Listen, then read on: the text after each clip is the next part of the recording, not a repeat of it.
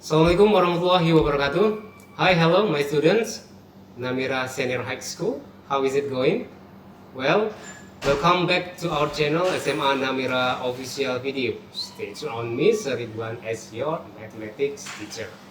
Okay, we are getting to the sixth meeting, right? And the topic that we learn for today is about minimum and maximum value of the derivative of the trigonometry function.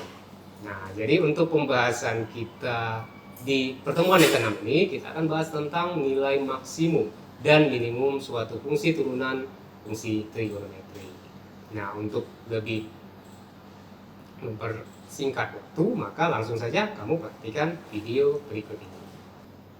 Oke, baik, nah kita masuk ke pembahasan kita tentang aplikasi turunan fungsi trigonometri. Nah, jadi untuk pembahasan kali ini kita membahas tentang aplikasi ya atau penerapan dari suatu turunan fungsi trigonometri. Salah satunya adalah mencari nilai maksimum dan minimum. Oke, nah yang perlu kamu perhatikan di sini adalah bentuk-bentuknya ya. Jadi bentuk dari fungsi trigonometri tersebut baik sinus maupun kosinus. Kalau sudah tahu atau paham fungsinya, bisa kamu selesaikan soal-soal. Oke. Soal yang pertama, bentuknya adalah sebagai berikut. Nah, bentuk yang pertama itu adalah fungsi sin ya. Jika kamu jumpai bentuk sin seperti ini, maka mencari nilai y max-nya cukup kamu jumlahkan saja a dengan d-nya. Kenapa demikian? Nah, kamu masih ingat nggak rentang dari nilai sinus ya? Rentang nilai sinus itu di antara min 1 sampai 1. Ya, jadi untuk yang minimumnya itu min 1, maksimumnya 1. Jadi kalau ini dianggap sebagai positif 1 ya, plus 1, maka ya udah tinggal kamu masukkan saja a kali 1 kan a. Berarti tinggal a tambah d, itulah nilai maksimum. Nah, untuk nilai minimumnya adalah negatif a ditambah d. Oke, kita masuk ke bentuk yang kedua. Bentuk yang kedua untuk fungsi cos, sama juga demikian. Rentang nilainya itu di antara min 1 sampai 1. Jadi untuk yang maksimumnya cukup kamu tambahkan a ditambah d, minimumnya itu min a ditambah d. Jelas ya? Nah, berikutnya bentuk yang ketiga. Bentuk yang ketiga itu jika ada dua fungsi ya, kosinus dan sinus. Jika ada dua fungsi kosinus dan sinus, maka cukup kamu menjumlahkan kuadrat ya, akar dari kuadrat a ditambah b kuadrat untuk yang maksimum. Kalau yang minimum tinggal buat negatif ya. Dan terakhir bentuk yang keempat, jika kamu jumpai ada konstan tadi ujungnya nih. Nah, ini kok ada konstan tadi ujung, maka yang bisa kamu lakukan adalah membuat k ditambah c untuk yang maksimum, yang minimumnya min k tambah c. Nah, k-nya itu apa, Sir? K-nya itu adalah jumlah kuadratnya ya, akar dari a kuadrat ditambah b kuadrat. Oke, cukup jelas ya. Kita masuk ke contoh-contohnya. Nah, perhatikan contoh yang pertama itu adalah fungsi fx sama dengan akar 2 cos 3x tambah 1. Yang dicari adalah nilai p kuadrat tambah q kuadrat, di mana p dan q itu adalah nilai maksimum dan minimum ya. Oke, kita lanjut langsung saja kita jawab. Jadi perlu kita cari ini nilai maksimumnya ya. Nilai max yaitu si p itu adalah ya tinggal kamu jumlahkan ya. Di sini kan bentuk akar 2 ya. Berarti akar 2 ditambah 1. Nah, q-nya untuk minimum ya. Minimum itu q-nya adalah min akar 2 tambah 1. Nah, yang dia tanya kan kuadrat nih. Berarti ini harus kita kuadratkan. Kuadrat ya. Berarti ini kamu kuadratkan nih. Nah, apa hasilnya? Nah, ini kalau kamu kuadratkan berarti apa? Berarti kan akar 2 dikuadrati ya. Sama dengan 2 ya. Ini. Kemudian 2 dikali akar 2 kali 1 tambah 2 akar 2 ya. Ya, 2 akar 2. Kemudian 1 dikuadratkan, ini 1 dikuadratkan, ini hasilnya 1. Oke, ini juga demikian ya. Min akar 2 dikuadratkan berarti 2 ya. Kemudian dikurang ya, 2 dikali min 2 kan 2 akar 2 ditambah 1. Nah, kalau ini dijumlahkan ya, kan dia minta tambah nih ya. Ini dia minta tambah. Maka kita jumlahkan menjadi 4 ya. Ini habis nih ya, habis ditambah 2 ya, 1 tambah 1 kan sama dengan 2 ya, berarti 4 tambah 2 hasilnya 6. Jadi jawabannya adalah E. Oke, kita masuk ke contoh berikutnya. Contoh berikutnya, nah ini ada soal SBM ini TK di Saintek ya. Soal maksimum minimum cukup gampang sebenarnya kalau kamu tahu trik dan tipsnya ya. Jadi diketahui nilai maksimum dan minimum fungsi fx 6 dan 2. Tapi yang dia tanya nilai minimum fungsi yang lain gx, tapi ada hubungannya dengan fungsi fx tersebut. Karena kita harus cari nilai a dan b-nya terlebih dahulu. Oke, berarti kita cari dulu nilai a dan b ya. Diketahui di soal itu nilai max ya, berarti y max ya, y max dari si fungsi x ya di sini adalah 6 ya. Nah, kamu tahu kan bahwasanya mencari nilai y max dari fungsi fx ya, tinggal dijumlahkan aja nih ya, a ditambah b-nya ya, kan gitu ya, a ditambah b. Ya sudah, kita jumlahkan a tambah b. Nah, kemudian untuk yang y min-nya itu sama dengan 2 nih ya, sama dengan 2 sama dengan, nah perhatikan untuk yang min berarti yang negatif siapa? A-nya ya, berarti min A tambah B. Nah ini boleh kita jumlahkan ya, atau dikurangkan ya, kita mau menghapus atau mengeliminasi, menghilangkan si B.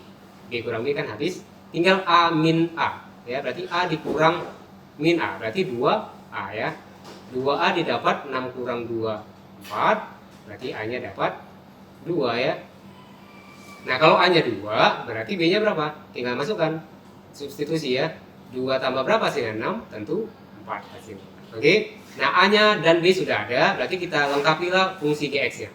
Karena untuk mencari nilai minimum fungsi GX perlu A dan B-nya ya.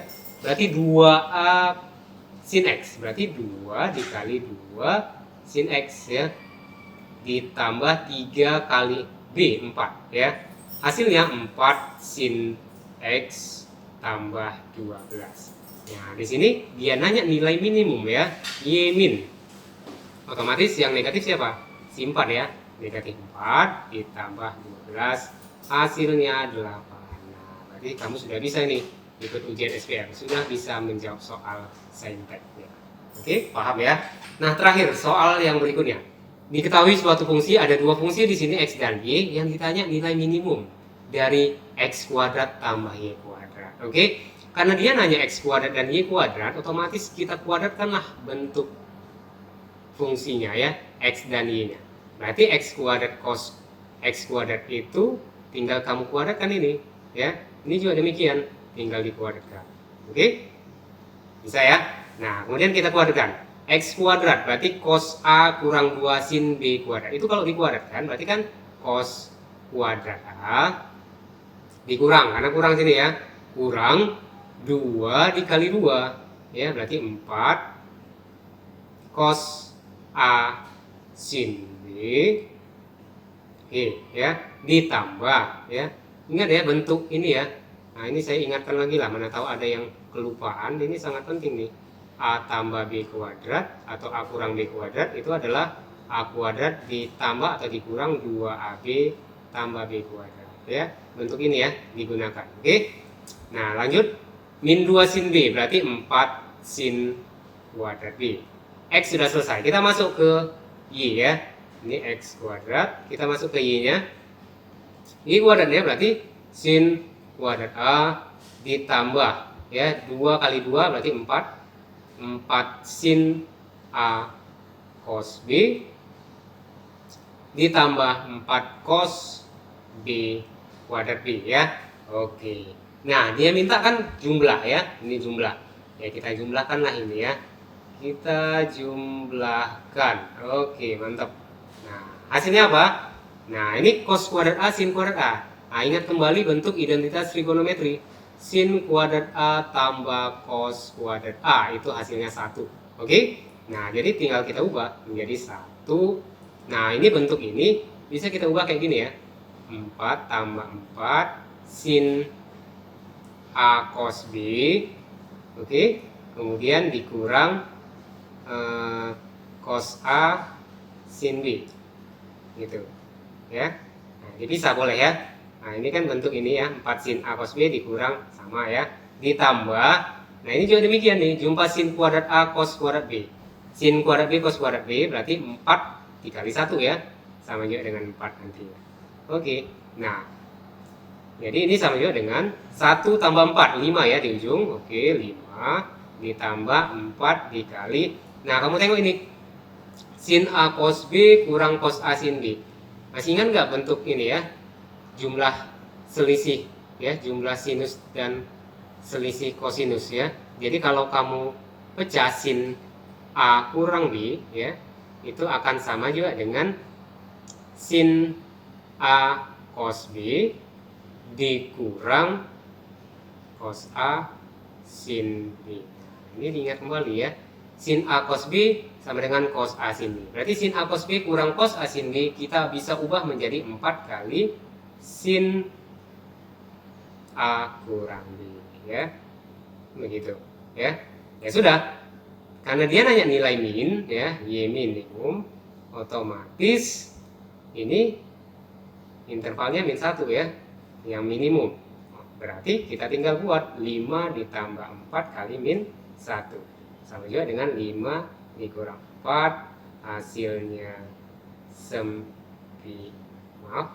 ya. 1. Oke. Biasa. Oke. Bagaimana? Cukup mudah ya menentukan nilai maksimum dan minimum dari suatu fungsi. Bisa kamu ikut ujian untuk tahun 2021. Oke? Nah, gimana Nasr? Sudah cukup mengerti ya, paham ya dengan apa yang sudah saya berikan. Nah, silakan diulang kembali ya, kemudian berlatih soal-soal juga dan dikerjakan tugas yang saya berikan. Sampai ketemu di pertemuan berikutnya. Saya ingatkan untuk selalu berlatih soal-soal matematika dan jangan pernah bosan untuk belajar matematika ya. Thanks for your attention. I think it's enough for today. Wabillahi taufiq wal hidayah. Assalamualaikum warahmatullahi wabarakatuh.